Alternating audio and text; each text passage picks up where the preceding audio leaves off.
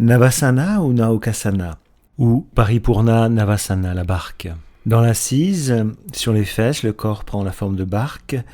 Donc les jambes sont allongées devant soi, parallèles entre elles, les mains de chaque côté du bassin fessier. Et on soulèvera donc les jambes et on placera les bras parallèles entre eux.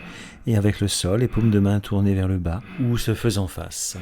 Dans la version classique, en fait, les pieds sont beaucoup plus hauts que la tête. Si ce n'est pas possible, évidemment, la tête et les pieds sont à peu près à la même hauteur. Ici, le soufflet puissant abdominal pour tenir est souvent d'ailleurs utilisé dans les barques.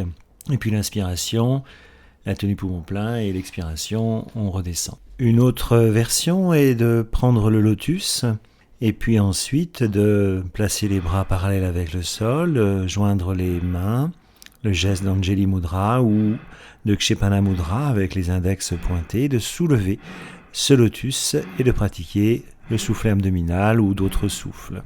Les yeux bien ouverts sur un point, et puis l'inspiration, on peut fermer les yeux et l'expiration, on reviendra.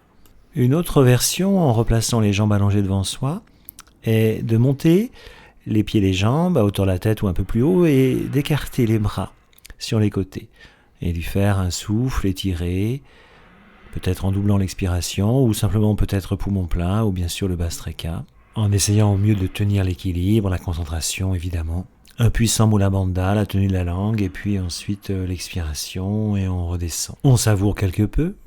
Une autre version consistera à monter les bras au-dessus de la tête, comme ici donc, et là on pourra y faire évidemment un puissant soufflet abdominal. On peut très bien dans les postures de la barque regarder ces deux gros orteils, les Padangusthasana, des points de feu. L'inspiration, la suspension poumon plein, et puis bien sûr l'expiration, et on viendra savourer en lotus à l'instant, avant de faire des versions à partir du dos, sur le dos, qui consisteront à s'allonger, et comme si c'était une barque en fait peu profonde, comme une pirogue, à soulever donc les bras, les mains au-delà de la tête, et les jambes très très peu décollées du sol, et à faire un puissant soufflet abdominal. Le poing bien sûr en face. C'est une pratique très adaptée finalement, cette barque, que tout le monde pourra faire à partir de la plat d'eau cette fois, non pas sur les fesses. Et puis bien sûr l'inspiration, la suspension, et l'expiration, on pourra savourer. Une deuxième version à partir du dos, où l'on va pouvoir faire comme une barque à voile, comme un voilier, avec un bras au-delà de la tête, un genou qui se fléchit, on attrape son gros orteil avec le bras opposé.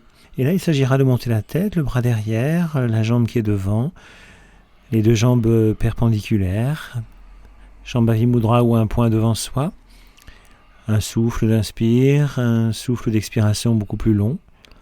On peut très bien y faire aussi, bien sûr, le soufflet abdominal. Faire comme ceci, des deux côtés. Et puis ensuite, donc, on va expirer, relâcher. Et il existe une seconde version, finalement, de la barque à voile ou du voilier, où l'on placera le bras sur le côté. Là, on va faire, bien sûr, du même côté. On va plier la jambe, s'attraper avec le gros orteil, le bras du même côté. Sachant aussi que l'on peut d'ailleurs inverser, croiser mains et pieds. Et là, la tête soit est dans l'axe, soit elle se tourne du côté en quelque sorte de cette rame. Et le regard plonge dans la paume de la main. La vision en soi, pas plus loin que la paume de la main, disait le Bouddha. Là, le soufflet abdominal, ensuite l'inspiration, et puis l'expiration. Et on pourra venir savourer. À faire, bien entendu, de chaque côté, et même en croisant mains et pieds. Ce qui peut faire pour cette version de la barque à voile, le voilier, au moins 6 façons de faire. Bien sûr, on n'est pas obligé de les enchaîner. Enfin, une variante supplémentaire consiste à attirer dans la version du bateau à voile la jambe, donc le mât, vers l'arrière, vers la tête, le front le plus possible vers le genou, voire sur le genou. Sur une expiration, on rapproche la jambe tendue, gauche, là pour l'exemple, de l'épaule gauche et du visage, le front au genou si possible, en évitant donc de plier ce dernier. Une adaptation consiste, comme on vient de le voir, de s'attraper en fait le mollet ou la cheville ou derrière la cuisse ou au niveau du creux poplité, derrière le genou, ce qui rend l'étirement plus facile. Ou bien donc crocheter le gros orteil avec l'index et le majeur en accrochant le pied, ce qui complique évidemment l'étirement et rend la posture plus coriace. Et puis on relâche avant de faire l'autre côté. Trop plier d'ailleurs le genou diminue probablement les effets de la posture. On pratique le Bhastrika ou un souffle étiré, avec des pleins et des vides éventuels. L'autre jambe, bien sûr, est légèrement soulevée du sol. Ces postures à partir de l'assise ou sur le dos vraiment développent l'équilibre, la concentration, fortifient la région lombaire, tonifient les muscles du dos et puis stimulent et régularisent les fonctions digestives. Elles ont un impact aussi bien sûr sur le système cardiovasculaire et la circulation sanguine. Elles travaillent beaucoup les chakras du ventre, du cœur et de la gorge. Elles sont vraiment idéales pour le matin.